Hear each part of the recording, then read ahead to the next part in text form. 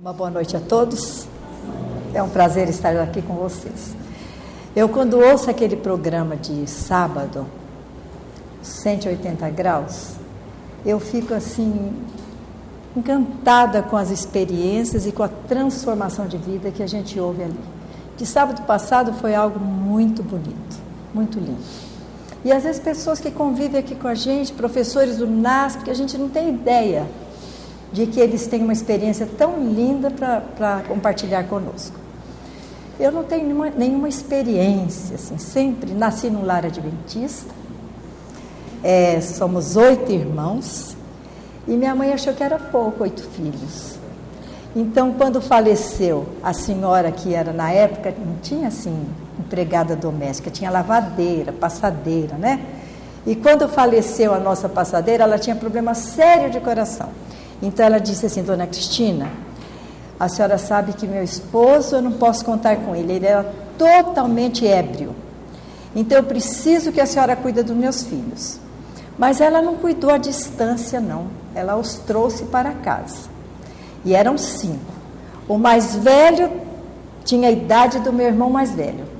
O segundo da segunda, o terceiro da terceira, e o último era, na época, a caçula, tinha a minha idade, tinha meses. E assim nós ficamos, na época, nós éramos 5, mais 5, 10, depois vieram os outros 3. Mas vivemos bem, eram crianças moreninhas, mas convivíamos muito bem, eles devido a tendências herdadas e algo, tinham dificuldade demais para o aprendizado, acho que porque o pai os gerou muito cheio de bebida alcoólica, né? E eles tinham problemas sérios. Mas, fora a dificuldade nos estudos, eles se profissionalizaram e tocaram a vida. Mas viveram pouco. Desses 5, tem 2 vivos. Os outros 3 já faleceram. Já adultos, né? Já faleceram. Em casa, na época, eu acho que todos nós, muitos têm, aliás, acho que eu sou uma das mais velhas aqui, mas a tendência era a mesma. A igreja era muito legalista. Então, nós somos criados assim. Então, nós tínhamos os hábitos devocionais que eram sagrados. Podia ter atrasado para a escola, tal, reunia tudo em pé, às vezes em pé, na sala, comendo um sanduíche, meu pai lendo a devoção, depois todo mundo se ajoelhando, fazendo a oração, aquele cuidado com a parte devocional. A lição da escola sabatina era interessante, não podia esquecer. Minha mãe, quando começava assim, chegar a hora do pôr do sol, ela já gritava: todos estudaram a lição, todos, porque se passasse a hora do pôr do sol, não podia mais 17. Então ela tinha aquele cuidado de nós estudarmos 7 vezes. Então, antes do pôr do sol, a gente corria para o quarto, pegava a lição e lia rapidinho para poder dizer os 7 na escola sabatina. E alguns cuidados, eu me lembro que vinha circo, às vezes uma cidadezinha pequena do interior. Como eu tinha vontade de ver os animais do circo. Durante o dia, nem tinha interesse de ver à noite o que acontecia no circo. Mas não podia nem passar perto do circo, porque era pecado. O cinema não podia passar na rua do cinema. Tinha que desviar da rua do cinema. Então, eram assim alguns cuidados. O cabelo não podia cortar. Eu me lembro que uma vez eu fui, a menina errou, fiquei lá lendo, cortou mais curto, e eu tinha criança, tinha 11, 12 anos, mas numa igreja pequena, já era diretora da escola sabatina, e era diretor de departamento, aquelas coisas que a gente começa cedo, né? Nessa época eu estava como secretária da escola sabatina. Eu falei: como que eu vou para a igreja? Eu me lembro que eu fui atrás, sabe esses coques que tem de cabelo, assim? Para prender meu cabelo, virar, para ninguém ver que meu cabelo estava aqui, ó, curto. Então eram todos esses cuidados. Mas era a fase, era a época. E o desenvolver aquela comunhão com Deus, aquele relacionamento com Deus, não era ensinado para nós. Então aquilo vinha, assistíamos o culto, todos os cultos, sábado, domingo e quarta-feira, não podia dormir, senão ganhava um cutucão, não podia dormir. Tinha que ficar ali atenta. Então frequentávamos direitinho a igreja e fomos criados dessa forma. Quando eu terminei o ginásio, fui fazer o magistério no IAE São Paulo, junto com a Edmeia, a Edne estudava também no ensino médio, que na época era magistério, né? E a Edivanei já tinha terminado o ensino médio. E os demais já estavam no curso superior. E lá no IAE, junto com uma colega, vê como a influencia, né? A Francis, era uma amiga íntima mesmo. Ela me chamava para a câmara de oração e começou a mostrar para mim a importância de ter assim, uma conversa íntima com Deus, de igual para igual. Ela era filha do pastor. A dona Esther Neto, muito conhecida na área de educação, e o pai é o pastor Silveira. Está bem idoso agora, mas ainda frequenta assim, esses encontros de obreiros gerais. Então, ela me ensinou a ter essa confiança plena em Deus. Confiança eu já tinha, mas esse abrir o coração a Deus, a vê-lo como um amigo, não como uma pessoa que está ali me cobrando, me fiscalizando, vendo se eu faço certo, se eu faço errado. Então, foi muito boa a amizade da Francis para mim. E até ali, em tudo, a questão do namoro, eu me lembro, eu tive uma experiência interessante. Eu cheguei no colégio, e no primeiro sábado à noite, estava aquele sábado assim que fui como semi-industriária, aquele sábado que ainda tem poucos alunos. Então o rapaz chegou e aquela brincadeira sem graça, já estava na hora, ele foi, encerrou a brincadeira, fez uma oração e tal. Eu olhei e falei assim, eu vou me casar com esse rapaz. Gente, parece mentira, mas eu me veio na cabeça, vou me casar com esse rapaz, era o Jorge. Eu vou me casar com esse rapaz. E a partir daí ficou, mas só que moça do interior é assim, fala que tem um certo interesse pelo aspecto físico, eu nem conhecia, mas quanto mais interesse você tinha, mais distante você ficava e mais difícil você era. Bem distante, bem difícil, né? E assim foi. Quando ele passava assim na porta do prédio do magistério, que até hoje é a educação básica, a turma já mexia comigo, brincava, até o professor Flávio Araújo já pegava a brincadeira. A turma sabia, mas ele não sabia. E passaram-se os anos, ele era namorador, namorava uma, trocava para outra, e olha, firme. Vinham alguns pretendentes, dizia não, e a pessoa dizia que eu me achava muito assim, para cima da hora, sei lá o que era, exibido alguma coisa, que não aceitava namorar com ninguém, mas eu tinha alguém em vista, e foquei ali eu fiquei focada. Aí, de repente, lá, quando eu estava no segundo ano de magistério, ele já terminando o teológico, houve o pastor Otávio Costa. A Silene era nossa conterrânea, né? De Valparaíso também. Aí ela, acho que falou alguma coisa com o Otávio, e o Otávio falou com ele. Então ele começou, aí começamos o namoro de leve e tal, ficamos noivos. Mas ele foi para o norte, aceitou o chamado para ir para Belém do Pará. E eu fiquei no IAE fazendo o 3º ano de magistério. E a ideia era casar no final do ano, porque eu já ia terminar o ensino médio e ele já era formado. Mas um ano de distância, sem ver uma pessoa, aquilo passa a ser uma pessoa estranha para você. Você quer lembrar da pessoa, já não consegue mais. Lembrar, assim, que eu quero dizer, a imagem, a figura, não consegue mais. Aí, quando foi chegando no fim, aí eu escrevi uma carta, porque não tinha nada de e-mail, de telefone, nada disso, era carta, né? Escrevi uma carta que eu estava me sentindo segura para o casamento no final do ano, que eu queria ficar um pouco mais próxima dele, para depois pensar no casamento e tal. E ele concordou e falou, olha, então vamos ver se tem um chamado para você vir para cá, solteira, etc. E assim aconteceu, mas meus pais falaram, olha, só se a Edmé for junto. Então tá. E ele conseguiu chamado para nós duas, chamado assim, um lugar para trabalhar, né? Na escola adventista. A Edmé foi trabalhar no Grão-Pará, que até hoje tem a faculdade. Eu trabalhava no Hospital Belém, e numa escola, dava aula na escola adventista da Pedreira, de manhã, saía correndo da escola e trabalhava no hospital o resto do tempo como recepcionista. E assim fiquei um ano, me senti segura, convivi com ele um ano tal, e nos casamos no final do ano, e eu voltei para Belém, e a Edmeia lá, ela fez um favor em me acompanhar, mas graças a esse favor, ele arranjou o marido dela também, lá em Belém. Foi lá que ela conheceu o Misael, namoraram, casaram e vieram para São Paulo. Casaram aqui, né? E lá em Belém nós tivemos algumas experiências, muitas experiências. A princípio ele era pastor dessa igreja de São Brás 1 ano, quando eu estava aqui em São Paulo. Depois ele foi para a igreja central e depois disso ele foi chamado como conferencista, para ser conferencista da missão, era a missão Baixo Amazonas. Aí foi muito difícil, por quê? Porque ele tinha que viajar. Eu casei em fevereiro de 66, em maio de 60, eu casei em fevereiro de 65, em maio de 66 eu tive o primeiro filho, o George. E nessas alturas, por enquanto ele estava na igreja ainda. No ano seguinte, quando nasceu a Lani, em 67, agosto de 67, foi que ele começou, foi chamado para conferencista, mas não era em Belém, para ir para Santarém, bem longe ali de Belém.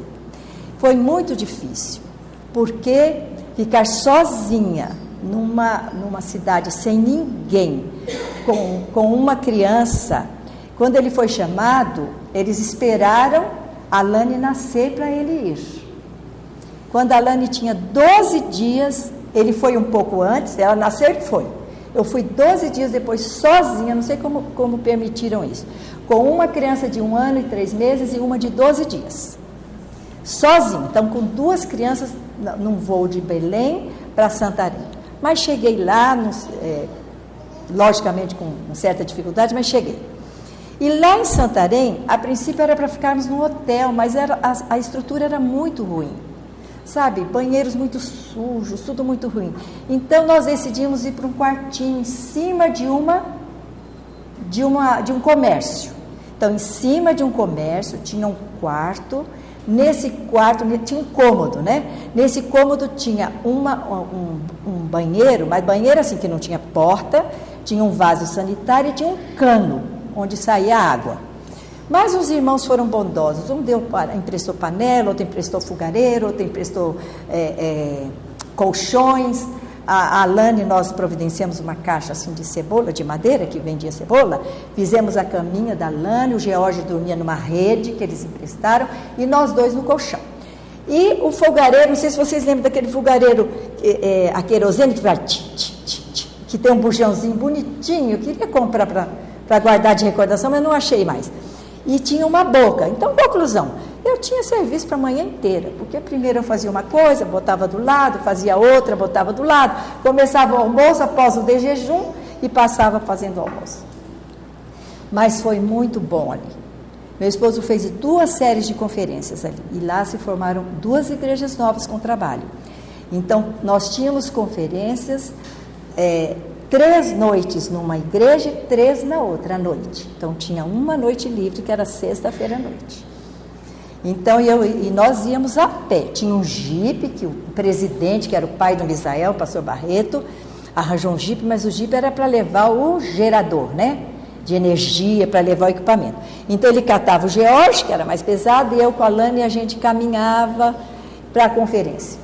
E lá nós íamos bem mais cedo, porque eu tinha que ir para um quartinho, já levava a rede, tinha que fazer eles dormir, os 2, para ir para eu dirigir as crianças ali no quintal da igreja e ele a série de conferência. Eu me lembro que às vezes eu tenho um problema sério até hoje, eu durmo cedo, eu tenho sono cedo. Eu me lembro de às vezes estar passando a historinha naquele projetor que põe slide, que vira, de repente eu não falava coisa com coisa, eu despertava, via que eu pegava o fio da meada e continuava contando, aí eu orava, meu Deus, por favor, me ajude, tire esse sono de mim para eu dar conta de terminar isso. Mas Deus ajudou, as coisas foram bem, a conferência foi bem sucedida, tiveram muitos batismos, lá a conversão é bem mais fácil, né? Então, muitos se batizaram, etc. E depois disso, ficamos 5 meses em Santarém, nessa série de conferências. Depois disso, fomos para Bragança, tivemos uma outra experiência interessante. Em Bragança, nós ficamos na casa do pastor Pinto e a dona Isabel. Emanuel Pinto e a dona Isabel. Ela era parteira. E ali eu presenciei e ajudei muitos partos. Ela fazia parto na casa dela e eu me metia a ajudar ali, gostava de ajudar e foi muito bom. Mas uma noite, lá era uma cidade muito católica. Ele estava fazendo a série de conferências, e eu ajudando nas crianças, eu tinha que botar alguém para pegar a Lani no colo, que já tinha 11 meses na época, e mandar a Lani, falava, querida, você pega e vai longe com ela, porque ela chorava quando saía do meu colo, não aceitava ninguém. Deixa ela chorar, mas bem longe. Da moça ia longe com a Lani para não escutar o choro, para eu dirigir as crianças. Mas uma noite chegou alguém, interrompeu a série de conferência, falou, olha, está pegando fogo na casa do pastor. Então as pessoas fizeram assim como chama, tipo um bambu com pano em volta, que põe querosene, e jogaram assim no sobrado. Mas os próprios vizinhos correram e já chamaram o pastor, a esposa, porque estavam todos envolvidos. Ela era obreira bíblica. Então eles foram e apagaram, queimou a parte de baixo, alguma coisa que ela tinha, tal. Mas o estupim que caiu no quarto apagou na parte de cima. Na parte de baixo é que pegou fogo. E ali tinha material de evangelismo dela, livros, coisas do pastor, isso queimou tudo. Então havia assim uma perseguição muito grande, porque os padres botavam som para os católicos não irem à série de conferência, aquela história toda. Mas nós sempre sentíamos que Deus estava conosco, apesar de todas as provações, as coisas que aconteciam. Muita coisa boa, né? Lá no norte tem o açaí, que a gente gostava muito, frutas diferentes. Ele fez série de conferências depois no Rio Moju. Então, no Rio Moju eu não pude ir, não tinha condições de ir. Então, mas o pastor americano, eu vejo tanto pastor Bog, eu sei que Buck, o nome é assim, ele era nosso vizinho. Então, quando a lancha, ele me levava lá para ver o Jorge, para ficar com ele, passar um dia, mas a gente ficava na lancha com o pastor. E foi muito bom também, uma experiência muito boa, só que ali no Rio Moju era impressionante. Uma hora, graças a essa minha pouquíssima experiência, eu pude ajudar a fazer um parto. A mulher estava lá em serviço de parto, tal, eu fui lá e ajudei do meu jeito, lá, conforme eu tinha visto, lá ajudei a mulher a fazer um parto, e deu certo, porque às vezes não dava, viu? Eu me lembro que a dona Isabel fez que a criança nasceu e morreu logo depois, porque engoliu o líquido, uma coisa assim. Então, nós tivemos boas experiências lá em Belém e sentimos que Deus sempre estava conosco e nos orientando. Aquele calor de Belém era muito quente. Eu hoje tenho 62 quilos. Eu em Belém cheguei a 48, simplesmente por causa do clima. O clima muito quente, sem disposição para comer durante o dia. À noite era refrescável, era melhor, né? Mas durante o dia extremamente quente.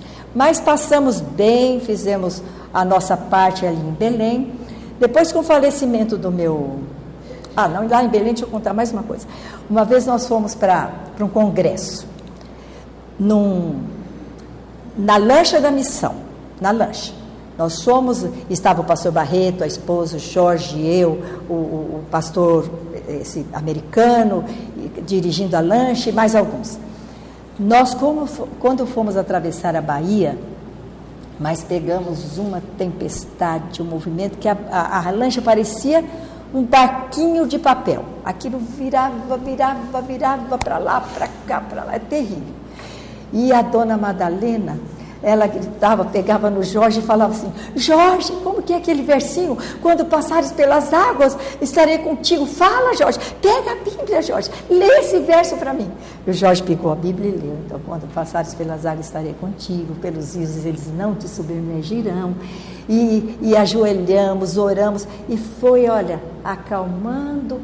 Virou geladeira, o que tinha na lancha virou, porque foi muito revolto estava. Quando nós chegamos lá no local, o senhor da região lá, da casa, ele falou: não acredito que vocês atravessaram nessa horário e chegaram vivos. Porque na volta, por exemplo, ele falou: agora não, espera mais 1 hora, depois vocês podem ir. Eles conhecem, eles sabem o horário que você vai, o horário que você volta, e dá tudo certo. Na volta parecia um lago, nem parecia que era o mesmo local, um lago. Mas vivemos muito bem, deu tudo muito certo. Com o falecimento do pai do Jorge, nós viemos para o Rio. Nessas alturas eu já tinha, a Lani já estava grávida do Roger. Nós viemos final de 68, ele nasceu em junho de 69. E ficamos na igreja de Madureira por 3 anos, um distrito excelente, e deu tudo certo. O Jorge teve um acidente muito sério quando terminou um culto de quarta-feira. Ele foi levar um irmão da igreja de Madureira para a casa dele na igreja de Curicica, e na estrada tinha uma estrada reta, e tinha uma curva. Mas devido à chuva, quando terminava a reta tinha um poste. Então tinha que fazer a curva ou entrava no poste. E ele não fez a curva, entrou no poste. Mas Deus foi tão bom que quando bateu, os dois saíram do carro. E em seguida caiu aquela parte de cima do poste em cima do Fusca, era um Fusquinha. E as pessoas não acreditavam que quem estivesse lá dentro estivesse vivo. Mas é que eles saíram antes de cair aquela parte de cima. O diácono que estava com ele, a pressão foi toda no peito. Abriu isso daqui, foi terrível, porque esse couro cabeludo vai para trás, é muito estranho, né? Mas foram atendidos, deu tudo certo, se recuperou bem, graças a Deus. E ficamos no Rio 3 anos na Central, 3 anos em Madureira, 3 anos na Central, 6 anos. E ali nasceu o Roger e a ele. Então eu tenho 2 paraenses, George e Alane, e 2 cariocas, que é o Roger e a ele. E graças a Deus nós fomos transferidos à medida que a gente sentia que estava na hora de transferir, que as crianças precisavam de algo mais em termos de estudo, de escola, dava certo. O George, quando saímos, quando ele terminou o ginásio, ele foi para o ensino médio, mas não tinha lá no Rio. Então ele tinha que vir para o IAS. Fizemos a matrícula, mas não deu tempo, porque foi transferido para São Paulo, deu tudo certo. Ele continuou conosco, porque eu gostaria que ele tivesse uma experiência de internato. E o Jorge falou: por que experiência de internato? Porque lá é tudo certinho, Bom, se lá tem alguma coisa melhor do que aqui em casa, nós precisamos corrigir aqui, não mandar para o internato. Então essa era a teoria dele. E assim os nossos filhos, com exceção da última, que viemos para cá, e ela não tinha terminado o curso superior, ela fez o curso superior no internato por 2 anos. Eu sempre trabalhei na área de educação, sempre como diretora há mais de 20 anos, da Escola do Capão, da Escola da Alvorada, da Escola de Brasília, e quando vim para cá como orientadora, não queria aceitar o chamado aqui, porque eu fui para o pastor Boger e falei: pastor, eu não quero vir para cá, sabe por quê? A Edmé é diretora, eu fui diretora há 20 anos, pastor, 2 pessoas com a mesma personalidade, não vai dar certo, pastor. Ele falou: não tem problema, uma mata, a outra enterra.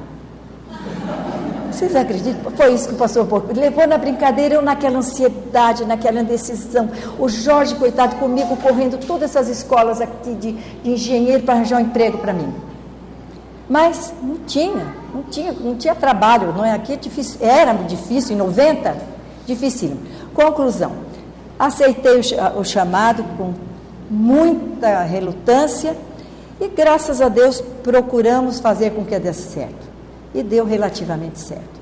E aqui ficamos desde 90 até 2008, trabalhando. A partir de 92 eu fui para o ensino superior. Não, 92 eu fiquei lá e cá, no ensino superior e educação básica. Depois, então, eu fiquei só no ensino superior até 2008. Então, eu tenho muito que agradecer a Deus. E algumas coisas aqui eu fechei aqui a passagem, vamos ver se eu acho de novo. Eu sempre que tinha na minha mente, quando eu tinha assim, algum temor, alguma preocupação, eu sempre sofri muito para mudanças, sempre sofri muito para tomar decisão. Então, eu sou diretora do Capão, vão lá me convidar para ser diretora do Campus 1, da escola básica, e para a escola do Capão. Um puxava para o Capão, outro puxava para o IAE. O pastor, aquele faleceu, James, né? Como? James, americano. Ele ia lá, não, porque você tem que ir. Aí o pastor Walter Aniceto, irmão do professor, não, você tem que ir para o Capão. Aí aquilo para mim era um sofrimento. Então eu sempre procurei, não temas porque eu sou contigo, não te assombres porque eu sou teu Deus, eu te fortaleço, te ajudo e te sustento com a minha destra fiel. E um outro que eu gostava, que eu não sei se eu vou achar agora, que eu tinha marcado, mas falei mexendo as mãos como italiana, né? E tirei a página. Mas aquele, quando você não sabe se vai para a direita ou para a esquerda, você vai ouvir atrás de você uma voz dizendo, este é o caminho. Então eu me apegava e dizia, meu Deus, eu não sei se vou para a direita ou para a esquerda, me mostre sem sofrimento. Mas às vezes eu queria que eu sofresse mesmo nessas indecisões. Sofria mesmo, viu, gente? Uma coisa que parece simples, mas eu sofria muito para tomar uma decisão. Mas Deus sempre esteve conosco. Confia no Senhor e faz o bem, habita na terra e alimenta-te da verdade. Entrega o teu caminho ao Senhor, confia nele e o mais ele fará.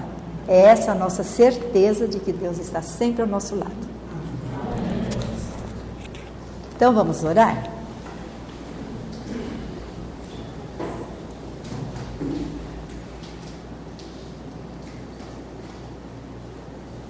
Amantíssimo Deus e Pai que estás nos céus, nós somos muito agradecidos, em primeiro lugar, pela confiança que o Espírito Santo coloca em nosso coração.